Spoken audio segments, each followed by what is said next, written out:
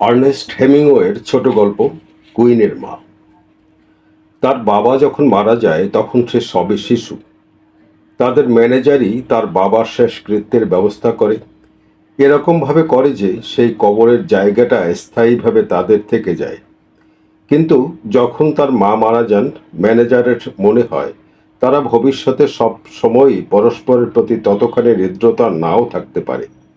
তারা একে অন্যের সুইট হার্ট, সন্দেহ নেই, কিন্তু সে যে কুইন, জানো না বুঝি সে কুইন? হ্যাঁ, সে সত্যি সত্যি কুইন। আর তাই ম্যানেজার তার মাকে মাত্র 5 বছরের জন্য কবর দেয়।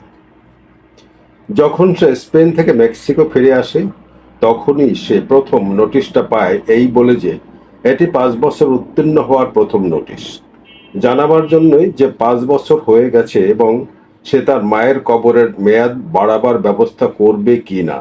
মাত্র $20 বিনিময়ে ওটা অনন্তকাল অবধি তারা নিজের করে ধরে রাখতে পারে। আমার কাছে তখন ক্যাশ বাক্সটি ছিল। আমি বললাম, পিকো, আমাকে ওটা করার ভার দিয়ে দাও। কিন্তু সে বলল, না, আমি দেখব ওটা। আমি অতি শিগগিরই এটার ব্যবস্থা করব। এটি তার মায়ের ব্যাপার এবং সে নিজে তার ব্যবস্থা করতে চায়। এরপর 1 সপ্তাহ বাদে সে দ্বিতীয় নোটিশটি পায়। আমি ওটা তাকে পড়ে শোনাই এবং বলি, আমি তো ভেবেছিলাম সে ওটার জন্য করণীয় সব করেছে। না, সে জানায় সে কিছু করেনি। আমাকে এটা করতে দাও, আমি বলি। এই তো এখানে ক্যাশ বাক্সেই আছে টাকা। না, সে বলে কাউকে বলে দেওয়ার দরকার নেই তাকে কি করতে হবে। তার যখন সময় সুযোগ হবে সে নিজেই তা করবে। প্রয়োজনের আগে টাকা খরচ করে কি লাভ? ঠিক আছে, আমি বলি, কিন্তু মনে রেখো এটা করতে আবার ভুলে যেও না। এই সময় প্রতিটি লড়াই 4,000 পেসোর বিনিময়ে 4টি লড়াইয়ের জন্য চুক্তিবদ্ধ হয় সে। এই 4টি লড়াই ছাড়াও তার নিজস্ব তহবিল সংগ্রহের জন্য রাজধানী শহরে একটি লড়াইতে সে $20,000 পায়। সে আসলে কিপ্টে। তৃতীয় নোটিশটি আসে আরেক সপ্তাহ পরেই। আমি ওটা পড়ে শোনাই তাকে।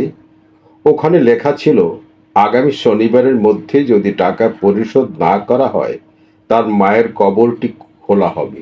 তারপর সেখান থেকে তার মায়ের দেহাবশেষ পাবলিক হাড়গোড়ের স্তূপে ফেলে দেয়া হবে।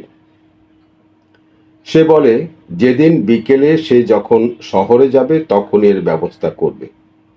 আমাকে কেন করতে দিচ্ছ না এটা, আমি প্রশ্ন করি। আমার বিষয় থেকে সরে থাকো তো তুমি। এটা আমার নিজস্ব ব্যাপার, আমিই করব। ঠিক আছে, সেরকম করেই যদি ভাবো, ঠিক আছে, করো তোমার নিজের কাজ। সে ক্যাশ বাক্স খুলে ওখান থেকে টাকা নেয়। সেই সময় অবশ্য সে নিজের কাছে সর্বদাই 100 কি 200 পেসো রেখে দিত। সে বলে, আমি এটা দেখব। সে টাকা নিয়ে বেরিয়ে যায় আর আমি ভাবি অবশ্যই সে কবরের ব্যবস্থা করে এসেছে। 1 সপ্তাহ পরে নোটিশ আসে যে তাদের ফাইনাল সতর্ক বার্তারও কোনো জবাব না পেয়ে তারা তার মায়ের দেহের অবশিষ্টাংশ পাবলিক হাড়গোড়ের স্তূপে ফেলে দিয়েছে। হায় ঈশ্বর! আমি তাকে বলি, তুমি সেদিন বললে তুমি এটা করবে, বিকেলে ক্যাশ বাক্স থেকে টাকা নিয়ে গেলে, অথচ দেখো কি হলো তোমার মায়ের এখন। উহ ঈশ্বর, চিন্তা করে দেখো, পাবলিক হাড়গোড়ের স্তূপে আজ তোমার নিজের মা। তুমি কেন আমাকে এটা করতে দিলে না? আমি প্রথম নোটিশ আসার সঙ্গে সঙ্গে টাকা পাঠিয়ে দিতাম। ওটা তোমার ব্যাপার নয়, এটা আমার মায়ের বিষয়। এটা আমার কোনো বিষয় নয় সত্য, এটা তোমার বিষয়, এটাও ঠিক। কিন্তু কী রকমের রক্ত বইছে এই মানুষের দেহে যে তার মায়ের ব্যাপারে এমন কাজ করতে পারে? এটা আমার মা। এখন সে আমার কাছে আরো অনেক বেশি প্রিয়। এখন থেকে তাকে একটি বিশেষ জায়গায় একখানে বিশেষ কবরের নিচে চাপা পড়া অবস্থায় পড়ে আছে ভেবে আমাকে কষ্ট পেতে হবে না। সে এখন আমার চতুর্দিকে ছড়িয়ে রয়েছে, আকাশে বাতাসে পাখির মতো, ফুলের মতো। এখন সে সর্বক্ষণ আমার সঙ্গে থাকবে। হায় ঈশ্বর, তোমার শরীরে আসলেই কি ধরনের রক্ত বইছে? তুমি আমার সঙ্গে কথা বলো, এটাও আমি চাই না। সে আমার চতুর্দিকে আছে। সে বলল, এখন আমি আর মন খারাপ করব না। সে সময় সে মেয়েদের পেছনে বহু টাকার খরচ করত লোককে বোকা বানাবার জন্য, দেখাবার জন্য সে প্রকৃতই পুরুষ। কিন্তু যারা তার সম্পর্কে কিছু জানতো তাদের উপর এসব কাজকর্ম তেমন কোনো প্রভাব ফেলে না। তার আমার কাছে 600 পেসো ধার রয়েছে, কিন্তু সে তা কিছুতেই ফেরত দেয় না। তুমি কেন টাকাটা চাইছো এখন? সে আমাকে জিজ্ঞাসা করে। আমি তুমি বিশ্বাস করো না, আমার বন্ধু না। এটা বন্ধুত্বের বা বিশ্বাসের ব্যাপার নয়। মোট কথা হলো, তুমি যখন বাইরে ছিলে আমি তোমার অ্যাকাউন্টে নিজের টাকা ভরেছি। এখন আমার সেই টাকার দরকার, আর তোমাকে ওই টাকা ফেরত দিতে হবে। আমার কাছে টাকা নেই, তোমার আছে।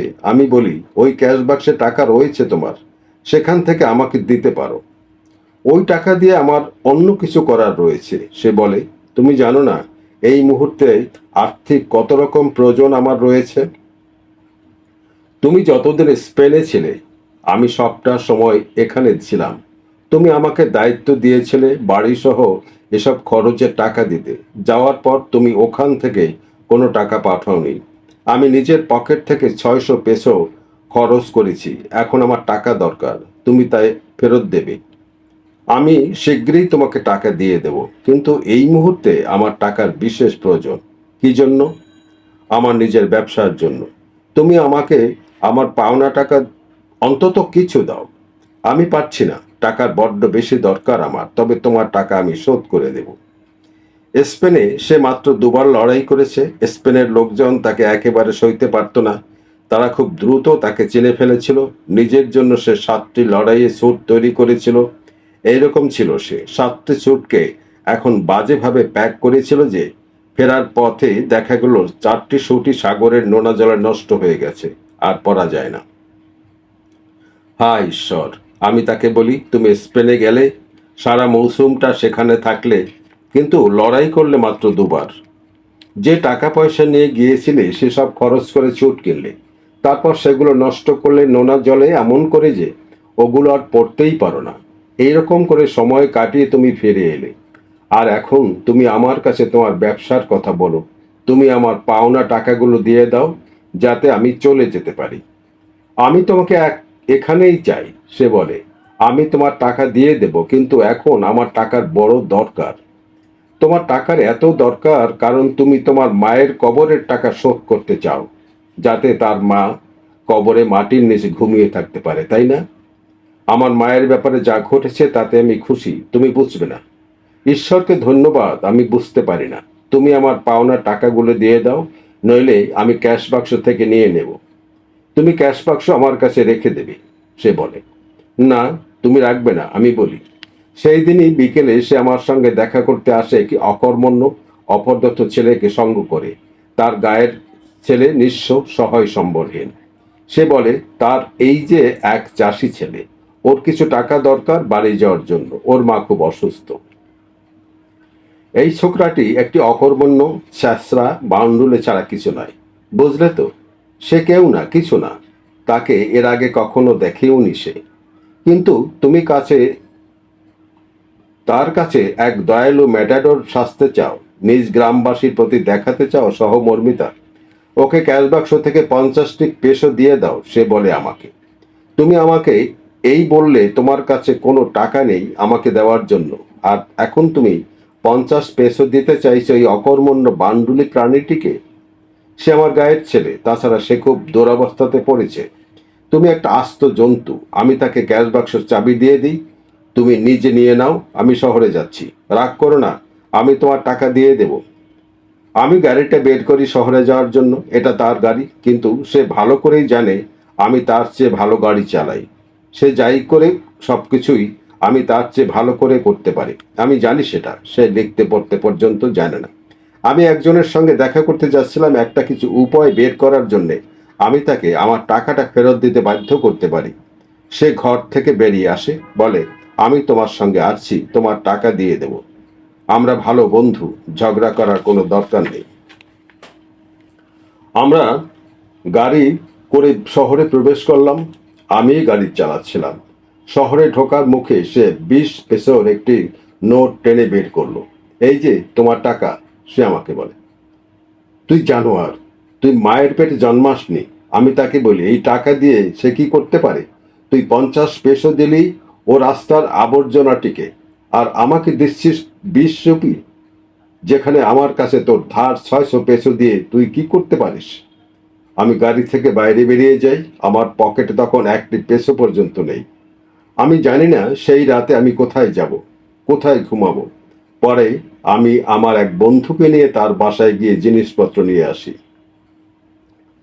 আর তারপর থেকে শুরু করে এই পর্যন্ত, অর্থাৎ এই বছরের আগে পর্যন্ত, আমি আর কখনো তার সঙ্গে কথা বলিনি, দেখাও হয়নি। ওর সঙ্গে আমার অবশেষে দেখা হয়। ও তখন 3 বন্ধুকে নিয়ে মাদ্রিদ গ্রাম ভাইয়ার কালাও সিনেমা হলে যাচ্ছিল। সে আমার দিকে হাত বাড়িয়ে দেয়। হ্যালো রজার, আমার বহুকালের পুরনো দোস্ত, তুমি কেমন আছো? সে জিজ্ঞেস করে। লোকে বলে, তুমি আমার বিরুদ্ধে কথা বলে বেড়াচ্ছ, তুমি নাকি অন্যায়ভাবে আমার সম্পর্কে আজে বাজে কথা বলো। আমি যা বলি তা শুধু এই, তোমার কখনো মা ছিল না। আমি বলি, লোককে অপমান করার জন্য স্প্যানিশে একটি সবচেয়ে বড় গাল। এটা সত্য, আমার দুর্ভাগা মা মারা যান আমি যখন খুব ছোট ছিলাম তখন। তাই মনে হয় আমার কখনো মা ছিল না। এটা খুবই দুঃখজনক। এরকম কুইন আছে যাকে তুমি স্পর্শই করতে পারো না। কেউ কোনো কিছু তাকে স্পর্শ করতে পারে না। সেই কুইন তার নিজের আনন্দের জন্য অথবা স্রেফ লোক দেখানোর জন্য টাকা খরচ করে, কিন্তু সে অন্যের টাকা কখনো পরিশোধ করে না। চেষ্টা করো এমন একজনকে পেতে যে তার ঋণ শোধ করবে। আমি তার সম্পর্কে কি ভাবি? গ্রান ভিয়ার তার 3 বন্ধুর সামনেই তা তাকে বলে দিই। কিন্তু এখন দেখা হলে সে আমার সঙ্গে কথা বলে যেন আমরা পরস্পরের বন্ধু। এটা কি ধরনের রক্ত যা এমন একটি মানুষ তৈরি করে? অনুবাদ করেছেন পূরবী বসু। কয়েকটি শব্দের অর্থ। কুইন অশিষ্ট শব্দ, এর অর্থ সমকামী পুরুষ যে নারী সুলভ আচরণ করে। ম্যাটাডোর বুল ফাইট বা ষাঁড়ের লড়াই ক্রিয়ায় যে ব্যক্তির কর্তব্য ষাঁড়টিকে বধ করা। ধন্যবাদ।